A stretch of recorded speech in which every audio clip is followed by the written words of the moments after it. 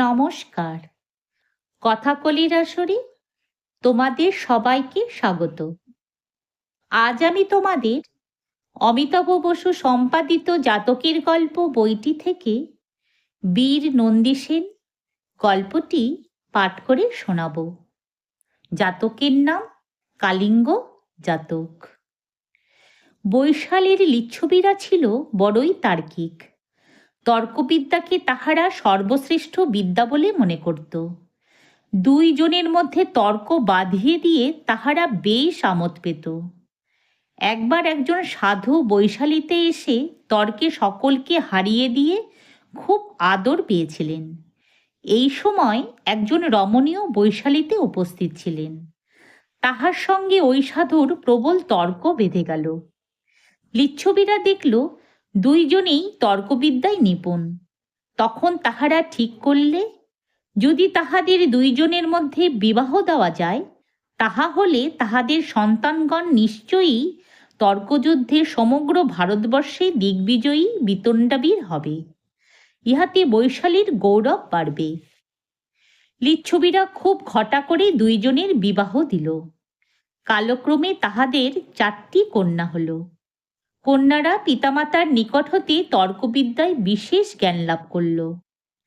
পিতামাতা কন্যা 4টিকে বললেন, যদি কোনো গৃহী তোমাদের তর্কে হারিয়ে দেয় তবে তোমরা তাকে বিয়ে করবে, আর যদি কোনো শ্রমণ সন্ন্যাসী তোমাদের হারিয়ে দেয় তবে তার কাছে দীক্ষা নিয়ে তোমরা ভিক্ষুণী হবে। কন্যাগণ দিগ্বিজয়ের জন্য দেশে দেশে ভ্রমণ করতে লাগলেন। যেখানেই যান তর্কসভা বসে। তর্কে কেহই তাহাদিগকে পরাস্ত করতে পারে না। ক্রমে তাহারা শ্রাবন্তীনগরে উপস্থিত হলেন। এখানে এসেই নগরের লোকদের তর্করণে আহ্বান করলেন, কিন্তু কেহই সাহস করে এগিয়ে আসলো না। নগরের বাহিরে জেদবনের বিহারে এই সময় বাস করতেন বুদ্ধদেবের সহচর সারিপুত্র। তিনি যখন শুনলেন নগরে 4টি বালিকা তর্কের জন্য এসেছেন এবং নগরের পণ্ডিতরা কেহই তাহাদের সহিত বাগ্বিতণ্ডায় যোগ দিতে সাহস করেননি, তখন তিনি নিজেই তাহাদের তর্করণে আহ্বান করলেন। বিহারের আঙিনায় বিরাট সভা বসে গেল। বিহারের অন্য সকল ভিক্ষুশ্রমণ সেখানে সমবেত হল। অপূর্ব তর্করণ দেখবার জন্য নগরের লোকেরা দলে দলে সেখানে এসে জুটল। বালিকারা ধীরে ধীরে অনেক কঠিন প্রশ্ন করলেন। সারিপুত্র অনায়াসে সবগুলির সঠিক উত্তর দিলেন। বালিকারা প্রাণপণে চেষ্টা করলেন, কিছুতেই কিছু করতে পারলেন না। তখন সারিপুত্র বালিকাদের একটিমাত্র প্রশ্ন জিজ্ঞাসা করলেন। বালিকারা বহুক্ষণ চিন্তা করেও তাহার সঠিক উত্তর দিতে পারলেন না। তখন তাহারা সারিপুত্রের চরণে প্রণত হয়ে নিজেদের পরাজয় স্বীকার করলেন। সকলের যিনি বড় তিনি বললেন, ভদন্ত, আমাদের মাতা পিতা আদেশ করে গিয়েছেন, যদি তোমরা কোনো গৃহীর নিকট তর্কে পরাজিত হও তাহলে তোমরা তার গৃহিণী হবে, আর যদি কোনো শ্রমণ বা সন্ন্যাসীর নিকট পরাজিত হও তাহলে তার কাছে সন্ন্যাস দীক্ষা নেবে।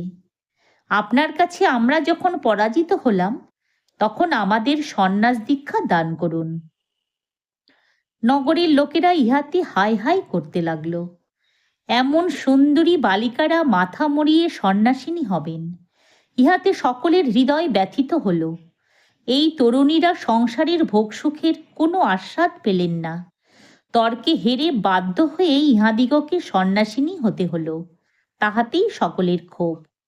স্থবিরা উৎপলবর্ণা যখন বালিকাদিগকে দীক্ষাদান করলেন এবং নাপিত যখন তাহাদের মাথায় সুন্দর চুলগুলি চাঁচতে লাগল, তখন একজন বলে উঠলেন, যাদের রাজমহিষী হবার কথা তাদের একই শাস্তি। এমন নির্বোধ পিতামাতা তো দেখিনি যে এমন শপথও কন্যাদের দিয়ে করায়। এই কথা শুনে সারিপুত্র বললেন, তোমরা এদের জন্য ক্ষোভ করো না। রাজমহিষীর ভোগ বাসনা এদের পূর্বজন্মেই মিটে গিয়েছে। এরা পূর্বজন্মে রাজমহিষী ছিল। মহিষী হয়ে এরা প্রাণ ভরে ভোগ করেছে, দান করেছে সারা জীবন ধরে। সে জীবনে এরা অনেক পুণ্যকর্ম করেছিল, তারই ফলে এই জন্মে এরা ঐরূপ দৈবী শক্তি পেয়েছে। সারিপুত্র রাজকন্যাদের পূর্বজন্মের কথা বলতে লাগলেন। পূর্বজন্মে এই 4 কন্যা কলিঙ্গ রাজ্যের দন্তপুর নগরে রাজকন্যা হয়ে জন্মেছিল। কলিঙ্গরাজ একজন পরাক্রান্ত রাজা ছিলেন। তার একমাত্র দুঃখ ছিল তার সমকক্ষ রাজা ভারতবর্ষে কেহ নেই। কাহার সহিত তিনি যুদ্ধ করবেন? তার বহু হস্তি, অশ্ব, রথ ও বহু সৈন্য ছিল, কিন্তু সবই থাকত অকেজ হয়ে। রাজা তাহাদিগকে প্রতিপালন করতে করতে বিরক্ত হয়ে উঠেছিলেন। কোনো রাজাই তাঁর সহিত যুদ্ধ করতে সাহস করত না। এদিকে তাঁর 4টি কন্যা বিবাহযোগ্যা হয়ে উঠল, তাহাদের বিবাহ দেওয়া প্রয়োজন। কিন্তু দাম্ভিক রাজা কোনো রাজার কাছে এজন্য নতি স্বীকার করতে প্রস্তুত ছিলেন না। কোনো রাজা বা রাজপুত্র কলিঙ্গরাজের কন্যাদের সহিত বিবাহের প্রস্তাব করতে সাহস করতেন না। অমাত্যগণের পরামর্শে রাজা স্থির করলেন কন্যা 4টিকে তিনি দেশে দেশে বহু সৈন্য সামন্তের সঙ্গে পাঠাবেন। এই অপূর্ব সুন্দরী কন্যাদিগকে যদি কেহ বিবাহ করবার জন্য আটক করে, তবে তার সঙ্গে যুদ্ধ করে কন্যাদিগকে তিনি মুক্ত করবেন। 4টি হাতিতে চড়ে 4 জন রাজকন্যা আগে আগে চলল। রাজার গজসৈন্য, অশ্বারোহী সৈন্য ও পদাতিক সৈন্য তাহাদের পিছু পিছু চলল। তাদের পিছনে চলল বিরাট রাজভাণ্ডার ও দাসদাসী। 2 বৎসর ধরে কন্যারা বঙ্গদেশ ভ্রমণ করল। কেহই কলিঙ্গ রাজকন্যাদের আটক করতে সাহস করল না। শেষে তাহারা অশোক রাজ্যের গোতালি নগরে উপস্থিত হল। অশোক কলিঙ্গরাজের ভয়ে কন্যাদের নগরের মধ্যে প্রবেশ করতে দিলেন। অশোকের নন্দীসেন নামে এক বুদ্ধিমান তরুণ সেনাপতি ছিলেন। তিনি ভাবলেন, ভারতবর্ষের পক্ষে ইহা বড়ই কলঙ্কের কথা। একজন রাজাও কলিঙ্গরাজের বিরুদ্ধে মাথা তুলতে পারবে না, তাহা হতে পারে না। দুঃসাহসী সেনাপতি রাজকন্যাদিগকে নগরের মধ্যে আটক করলেন। কলিঙ্গরাজের নিকট এ সংবাদ পৌঁছল। কলিঙ্গরাজ তখন বিশাল বাহিনী নিয়ে অশোক রাজ্যের সীমান্তে উপস্থিত হলেন। রাজা অশোক প্রাণ ভয়ে রাজ্য ছেড়ে পালিয়ে গেলেন। এই সময়ে বোধিসত্ত্ব সন্ন্যাসী হয়ে ওই রাজ্যের এক প্রান্তে একটি পর্ণকুটিরে বাস করতেন। কলিঙ্গরাজের ইচ্ছে হল তাহাকে একবার যুদ্ধের ফলাফলের কথা জিজ্ঞাসা করবেন। কলিঙ্গরাজ বোধিসত্ত্বের কুটিরে উপস্থিত হয়ে প্রণাম করে প্রশ্ন করলেন, ভদন্ত, এই যুদ্ধে কার জয় হবে দয়া করে বলুন। বোধিসত্ত্ব বললেন, কাল এসো, শুক্রদ্বীপ সন্ধ্যাকালে আসবেন, তাকে জিজ্ঞাসা করে বলবো। পরদিন রাজা বোধিসত্ত্বের সঙ্গে সাক্ষাৎ করলে বোধিসত্ত্ব বললেন, কলিঙ্গরাজের জয় হবে। কলিঙ্গরাজ হৃষ্টমনে শিবিরে ফিরে গেলেন। তারপর নন্দীসেন আসলেন। তিনিও এই প্রশ্ন জিজ্ঞাসা করলেন। বোধিসত্ত্ব উত্তর দিলেন, কলিঙ্গরাজেরই জয় হবে। নন্দীসেন উত্তরে দমলেন না।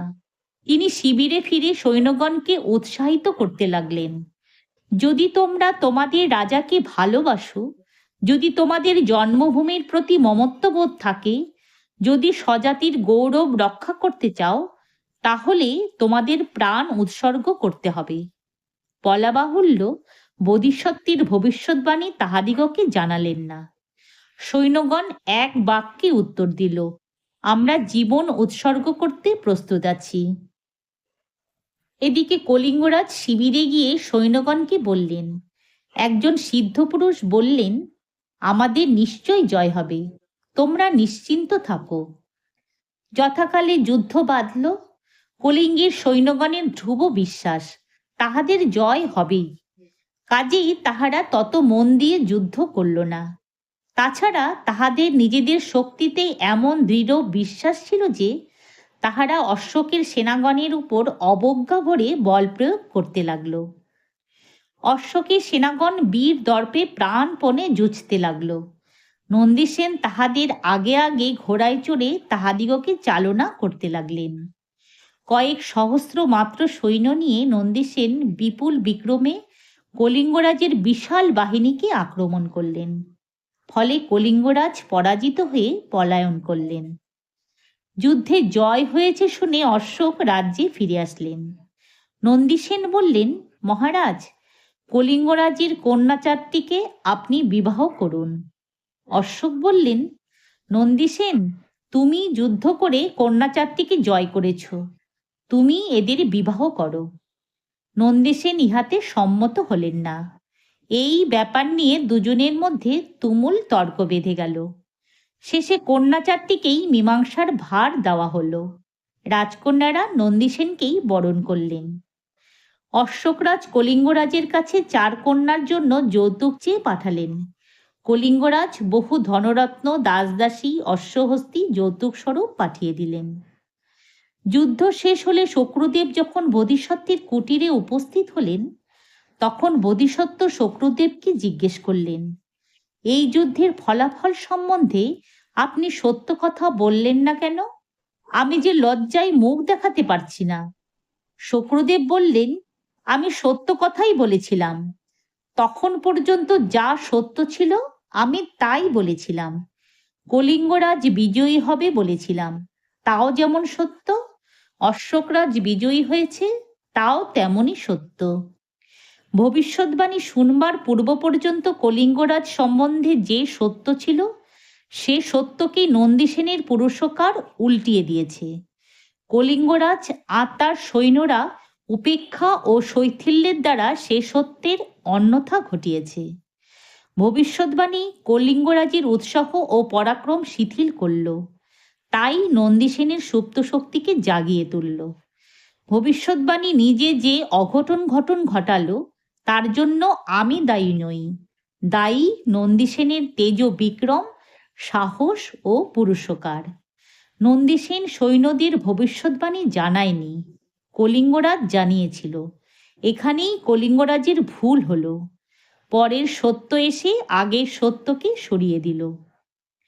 কলিঙ্গরাজের পুত্র সন্তান ছিল না, সেই জন্য জামাতা নন্দীসেনই কলিঙ্গ রাজ্যে রাজা হলেন। রাজমহিষী হয়ে রাজকন্যারা বহুদিন পর্যন্ত রাজসুখ ভোগ করলেন। তাদের যৌবন বিগত হলে তারা ধর্মকার্যে মন দিলেন। রাজভাণ্ডারের সমস্ত অর্থ তারা দীন দুঃখীদের কল্যাণের জন্য ব্যয় করলেন। তারা অনেক মঠ, মন্দির, বিহার, আরোগ্যশালা, অন্নসত্র, জলসত্র ইত্যাদি প্রতিষ্ঠা করলেন।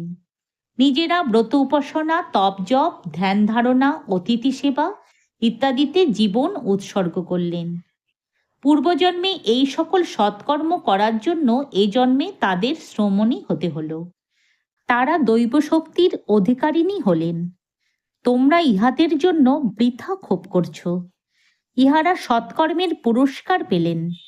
অনেক জন্মের পুণ্য ফলে তবে মানুষ এইরূপ সন্ন্যাসিনী জীবন লাভ করে। বুদ্ধদেবের অমৃত বাণী। ক্রোধ, নেশা, জেদ, ধর্মের প্রতি অসার অনুরাগ, ঈর্ষা, আত্মপ্রশংসা, নিন্দা, নিজেকে নিয়ে অহংকার ও অপবিত্র সম্বন্ধ, সকল কাজ অপবিত্রতা ও পাপ উৎপন্ন করে। যদি তোমাদের আজকের এই গল্পটি ভালো লেগে থাকে, তাহলে একটা লাইক ও আমার এই চ্যানেলটিকে সাবস্ক্রাইব করে দিও, যাতে তোমাদের জন্য আরও অনেক নতুন নতুন গল্প নিয়ে আসতে পারি। ধন্যবাদ।